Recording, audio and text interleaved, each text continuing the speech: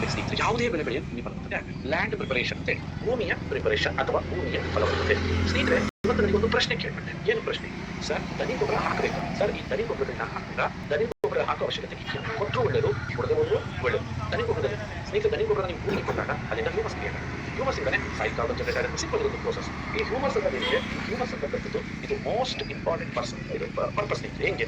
ಒಂದು ಮಣ್ಣಿನಲ್ಲಿ 50% ಅಂದ್ರೆ 100% ಮಣ್ಣನ್ನು ನೀವು ತಗೊಂಡ್ರೆ 50% ಮಣ್ಣಿನ ಕಣ ಇದ್ರೆ ಅದರಲ್ಲಿ 25% ಗಾಳಿ ಇದೆ, 20% ನೀರಿದೆ, 5% ಇರಬೇಕಾಗಿರೋದೇ ಹ್ಯೂಮಸ್.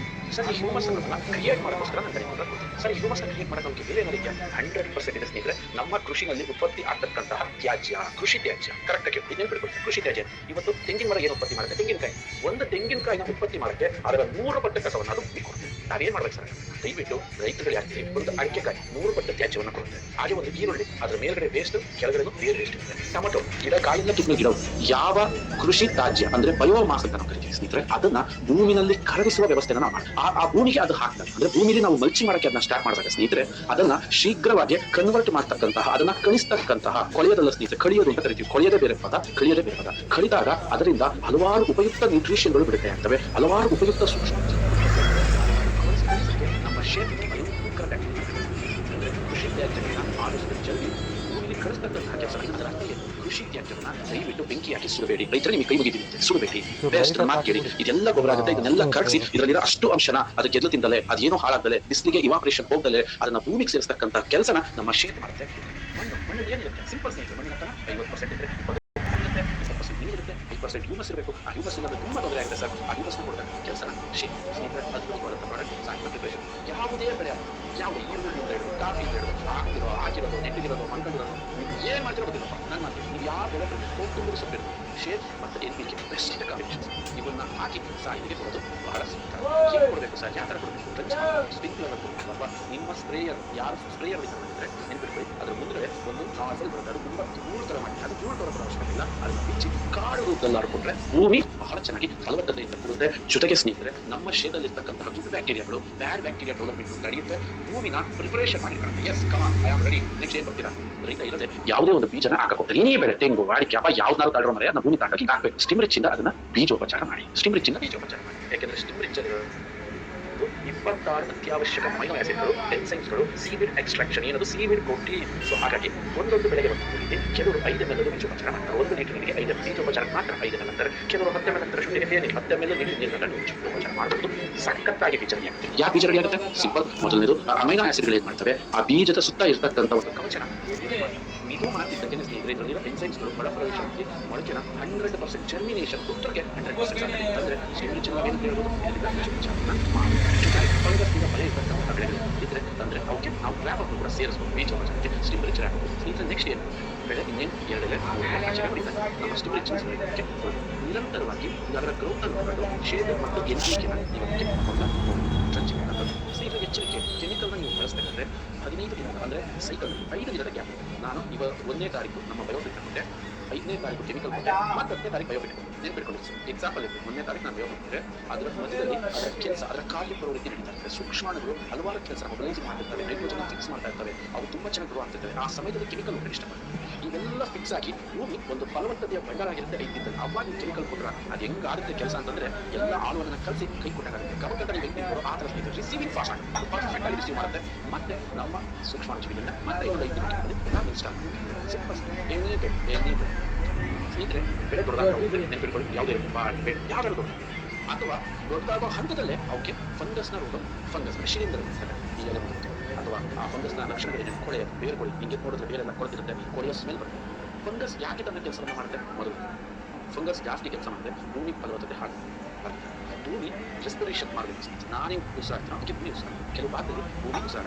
ಯಾಕೆ? ಭೂಮಿಯಲ್ಲಿ ನಾವು ಅನಾಮದ ಕೆಮಿಕಲ್ ಭೂಮಿ ಗಟ್ಟಿಗಾಗ್ತದೆ. ಆ ಸಂದರ್ಭದಲ್ಲಿ ಯಾವಾಗ ಅದು ಭೂಮಿ ಉಸಿರಾಡೋ ಎಷ್ಟು ಕೊಡ್ತಾರೆ? ಸಿಂಪಲ್. ನಾವು ಅವಾಗ ಏನು ಮಾಡಬೇಕು? ರ್ಯಾಪ್. ಸೀರೆ ರ್ಯಾಪ್ ಜೊತೆಗೆ ನಾವು ಶೇಪ್ ಮತ್ತು NPK ಇನ್ಯಾವುದು ಕಾಂಬಿನೇಷನ್ ಬೇರೆ ಬೇರೆ ಮಾಡಬೇಕು.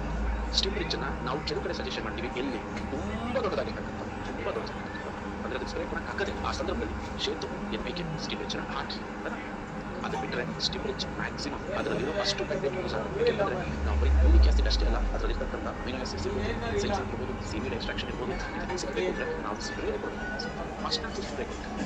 ಸ್ಟಿಮ್ ರಿಚ್ ಸ್ಪ್ರೇ ಏನು ಕೊಡಬೇಕು ಸ್ನೇಹಿತರೆ? ತರಕಾರಿಗಳನ್ನು ಪ್ರಾಕ್ಟೀಸ್ ಮಾಡಿ ಸ್ಟಿಮ್ ರಿಚ್ ಎಲ್ಲ ಕಿಂಗ್ ಪ್ರಾಡಕ್ಟ್ಸ್ ತರಕಾರಿಗಳು ಸ್ಟಿಮ್ ರಿಚ್ ಬಯೋನೈಟಿನ್ ಸ್ನೇಹಿತರೆ ಬಯೋನೈಟಿನ್ ಪ್ರಮಾಣ ಮಿತಿ ಮೀರಬಾರ್ದು. 3 ಲೀಟರ್ ನೀರಿಗೆ ಬಂದೆ ಯಾಕೆ ಸರ್ ಮಿತಿ ಸ್ನೇಹಿತರೆ ನೋಡಿ, ಬಯೋನೈಟಿನ್ ಏನು ಅಂತ ನೀವು ಕೇಳಿದ್ರೆ ಅದು ಒಂದು ಸ್ಟಿಂಗ್ ಅನ್ನೋದು, ಅದು ಒಂದು ಸ್ಪ್ರೆಡ್ ಅನ್ನೋದು. ಆದರೆ ನಮ್ಮ ಬಯೋನೈಟಿನ್ ಇದೆ ಇದು ತುಂಬಾ ಓವರ್ ಆಗಿ, ಇದು ತುಂಬಾ ಇಂಟೆಲಿಜೆಂಟ್ ಆಗಿ ಪ್ರಿಪೇರ್ ಆಗಿದೆ.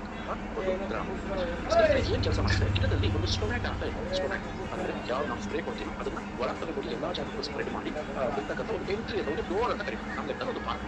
ಸ್ನೇಹಿತರೆ ಬಯೋನೈಟಿನ್ ಏನಿದೆ ಇದು ಆರ್ಟಿಫಿಷಿಯಲ್ ಸ್ಟೊಮ್ಯಾಟೊನ ಓಪನ್ ಮಾಡಿಸುತ್ತೆ. ಆರ್ಟಿಫಿಷಿಯಲ್ ಅಂದ್ರೆ ಸ್ಟೊಮ್ಯಾಟೊ ಆಕ್ಚುಲಿ ಒಂದು ಟೈಮಲ್ಲಿ ಅಭಿಮಾನಿತ ರೂಪದಿಂದ ನಾವು ಆ ಟೈಮಲ್ಲಿ ಸ್ಪ್ರೇ ಮಾಡೋಕ್ಕಾಗಲ್ಲ. ಬಯೋನೈಟಿನ್ ಸರಿಯಾಗಿ ಬಳಸಲೇಬಾರ್ದು ಅಲ್ಲ, ಸರಿಯಾಗಿ ಕರೆಕ್ಟ್ ಆಗಿ 3 ಲೀಟರ್ ನೀರಿಗೆ ಬಂದರೆ ಅಥವಾ ಕಾಲಿನ ಬಂದಿಲ್ಲ ಕಾಲಲ್ಲಿ ಬರೆದಿಟ್ಟು ಕಾಲು ಈ ತರ ನೀವೇನಾದರೂ ಬಳಸಿದ್ದೆ ಅಂದರೆ ಸ್ನೇಹಿತರೆ ಏನು ಮಾಡುತ್ತೆ, ಆರ್ಟಿಫಿಷಿಯಲ್ ಆಗಿ ಮೊದಲು ಸ್ಟೊಮ್ಯಾಟೊನ ಓಪನ್ ಮಾಡಿ ಅದರೊಳಗೆ ಸ್ಟಿಮ್ ರಿಚ್ ಇರ್ತಕ್ಕಂಥ ಎನ್ಸೈಮ್ಸ್ ಪ್ರೋಟೀನ್ಸ್ ಎಲ್ಲ ಹೊರತರಿಸಿ ಡೋರ್ ಪಾಕಕ್ಕೆ ಒಂದು ಬೌದ್ಧಿಕನ ನಿರ್ಮಾಣ ಮಾಡಿ ಸೂರ್ಯನ ಬಿಸಿಲಿಂದ ಬರ್ತಕ್ಕಂತಹ ಹಾನಿಕಾರಕ ವಿಕಿರಣಗಳನ್ನು ತುಂಬಾ ಬಿಸಿಲಿಂದ ಬಯೋನೈಟಿನ್ ರಕ್ಷಣೆ ಕೊಡುತ್ತೆ. ಪ್ರತಿ 15 ದಿನ ಕೊಡುವಲ್ಲ ಕೊಡಿಯೋಣ ಖುಷಿ. ನೀವು ಕೊಟ್ಟು ಬೆಳೆ ಚೆನ್ನಾಗುತ್ತೆ ಕೊಡಬೇಕಲ್ಲ. ನಮ್ಮ ಯಾವುದೇ ಉತ್ಪನ್ನಗಳಿಗೆ ಬಳಸಬೇಕಾದ್ರೆ ಎಚ್ಚರಿಕೆ ಇರಬೇಕು. ಈ 3 ಪಾಯಿಂಟ್ ನಮ್ಮ ಮೊದಲನೇದು ಕೆಮಿಕಲ್ ಬಳಸಿದ ಸ್ಪ್ರೇಯನ್ನು ಬಳಸಬೇಕು. ಯಾಕೆ ಈ ಸೂಕ್ಷ್ಮ ಬಳಸಬಹುದು. ಕೆಮಿಕಲ್ ಬಳಸಿದ ಡ್ರಮ್ಮನ್ನು ನಮ್ಮ ಕ್ಲೀನಾಗಿ ನೋಡಬೇಕು ಅಥವಾ ಸೈನಲ್ಲಿ ಕ್ಲೀನಾಗಿ ಬಳಸಬೇಕು. ಜೊತೆಗೆ ಸ್ನೇಹಿತರೆ ಇದನ್ನು ಹಾಕಬೇಕಾದ್ರೆ ಶೇತು ಮತ್ತು ಎಂಪಿಕಿನ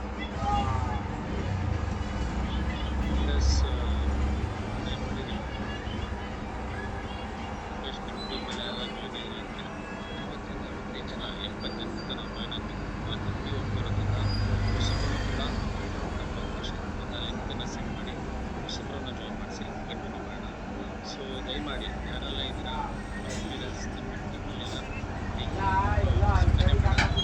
ವಿಚಾರಶ್ರೀ ಪ್ರತಿಯೊಬ್ಬರಿಗೆ ಜವಾಬ್ದಾರಿ ವರದರಾಜ್ ಸರ್, ಸುರೇಶ್ ಜಾನಗಿರ, ಚಿದಾನಂದ ಜಾನಗಿರ, ಶ್ರೀನಿವಾಸ ಜಾನಗಿರ, ಹೃದಯ ಜಾನಗಿರ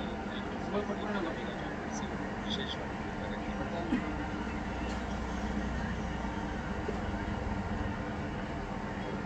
ಭೂಮಿಯಲ್ಲಿ ಶೀತ ಇರಬೇಕು. ಯಾಕೆ ಶೀತ ಇರಬೇಕು ಅಂದರೆ ಈ ಸೂಕ್ಷ್ಮಾಣುಗಳು ಉತ್ತಮ ವಾತಾವರಣಕ್ಕೆ ಶೀತ. ಸೂಕ್ಷ್ಮಾಣುಗಳಿದ್ರೆ ಈ ಸೂಕ್ಷ್ಮಾಣುಗಳು ಭೂಮಿಗೆ ಹೋಗಿ ಕೆಲಸ ಮಾಡಬೇಕಂದ್ರೆ ನಾವು ನೀರಲ್ಲಿ ಇಟ್ಟಕ್ಕಂಥ ಅಲ್ಲಿ ಮಾಯಿಶ್ಚರ್ ಇದೆ. ಯಾಕೆ ನಾವು ನೀರಿಗೆ ಹಾಕ್ತಾ ಇದೀವಿ, ಈ ನೀರಲ್ಲಿ ಹೋಗಿ ಅವು ಭೂಮಿನಲ್ಲಿ ಕೆಲಸ ಮಾಡಬೇಕಂದ್ರೆ ಭೂಮಿನಲ್ಲಿ ಶೀತ ಇರಬೇಕು. ಅಷ್ಟೇ ಸಿಂಪಲ್ ಶೀತ ಇರಬೇಕು. ನಂತರ ಸ್ಟಿಮ್ ರಿಚ್ ಆಗಿರ್ಬೋದು, ಇಂಟ್ಯಾಕ್ಟ್ ಆಗಿರ್ಬೋದು, ರ್ಯಾಪರ್ ಆಗಿರ್ಬೋದು, ಇದನ್ನು ಸ್ಪ್ರೇ ಮಾಡಬೇಕಂದ್ರೆ ನೀವು ತಂಪೊತ್ತಲ್ಲಿ ಮಾಡೋದು ಬಹಳ ಯಾಕೆ ಸರ್ ತಂಪೊತ್ತಲ್ಲಿ ಪ್ರದರ್ಶಿಸಿದ್ರೆ ಬಿಸಿಲೊತ್ತಲ್ಲಿ ನೀವು ಏನು ಕೆಮಿಕಲ್ ಹೊಡೆಯಕ್ಕೆ ನೆಂಗು ಬೇಕಾಗುತ್ತೆ. ಆದರೆ ಬಿಸಿಲೊತ್ತಲ್ಲಿ ಸ್ನೇಹಿತರೆ ಇದು ಗಿಡಕ್ಕೆ ಅನುಕೂಲ ಆಗೋಕ್ಕೆ ಹೆಚ್ಚಾಗಿ ಆವಿಯಾಗೋದ್ರಿಂದ ರೈತರಿಗೆ ಲಾಸ್ ಆಗುತ್ತೆ. ರೈತರಿಗೆ ತಂಪೊತ್ತಲ್ಲೇ ಇದನ್ನು ಹೊಡೆಯೋ ಥರ ನಾವು ಹೇಳಿದ್ರೆ ಅಷ್ಟೇ ಸ್ಟಿಮ್ ರಿಚ್ ಇದುವರೆಗೂ ಕೊಡ್ಬೋದು. ಇನ್ನೇನು ಬೆಳೆ ನಿಲ್ಲಿಸ್ತೀವಿ ನಾವು ಹಂತದಲ್ಲಿ ಅಂತ ಕೊಡ್ತಾನೆ. ಬೆಳೆ ಯಾವಾಗ ನಿಲ್ಲಿಸ್ತೀವಿ, ಇನ್ನೇನು 15 ದಿನ ನಿಲ್ಲಿಸ್ತೀವಿ. ಯಾಕೆಂದರೆ ಸ್ನೇಹಿತರೆ ಸ್ಟಿಮ್ ರಿಚ್ ಎಲ್ಲ ಮಹತ್ವ ಏನಂದರೆ ಯಾವಾಗ ಅಧಿಕವಾಗಿ ಪ್ರೋಟೀನ್ ಇರುತ್ತೋ ತರಕಾರಿ ಬಣ್ಣ ಬರುತ್ತೆ, ಶೇಪ್ ಬರುತ್ತೆ, ಬಾಳಗಳು ಹೊಡೆಯುತ್ತೆ, ಗಿಡದ ಆಯಸ್ ಜಾಸ್ತಿ ಆಗುತ್ತೆ, ಗಿಡ ಏನಾಗುತ್ತೆ ದೀರ್ಘಾಯುಷ್ಯ ಆಗುತ್ತೆ. ದೀರ್ಘಾಯುಷ್ಯ ಸಿಗುತ್ತೆ, ಜಾಸ್ತಿ ದಿನ ಸಿಗುತ್ತೆ, ಜಾಸ್ತಿ ದಿನ ಕಾಯಿ ಸಿಗುತ್ತೆ, ಜಾಸ್ತಿ ದಿನ ಫಸ್ಟ್ ಸಿಗುತ್ತೆ. ಸಿಂಪಲ್. ಮತ್ತೇನಾಗುತ್ತೆ ಸ್ನೇಹಿತರೆ, ಮತ್ತೆ ಬ್ರಾಂಚ್ ಹೊಡಿಯುತ್ತೆ. ಸ್ಟಿಮ್ ರಿಚ್ ಅಲ್ಲಿ ಹಲವಾರು ಗುಣಗಳಿದೆ. ಏನು ಹಲವಾರು ಏನು ಮೊದಲನೇ ಪಾಯಿಂಟ್, ಇದು ಭೂಮಿದ ನೋಟಿಸ್ ಮಾಡ್ತಾರೆ. ಸ್ಟಿಮ್ ರಿಚ್ ಕಿಂಗ್ ಅಂತ ಹೇಳ್ತಾರೆ. ಇದು ಭೂಮಿದ ಯಾಕೆ ಭೂಮಿದ ಸ್ನೇಹಿತರೆ ಒಂದನ್ನು ಅರ್ಥ ಮಾಡಿದ್ರೆ ಏನು ನಾವು ಭೂಮಿಗೆ NPK ಅಂತೀವಿ. ಆ NPKಗಳು ಗಿಡದೊಳಗೆ ಏನು ಬರ್ತಾವೋ ಆ ಬಂದದ್ದನ್ನು ಸರಿಯಾಗಿ ಮೇಲಿಂದ ಹುಟ್ಟಕ್ಕಂಥ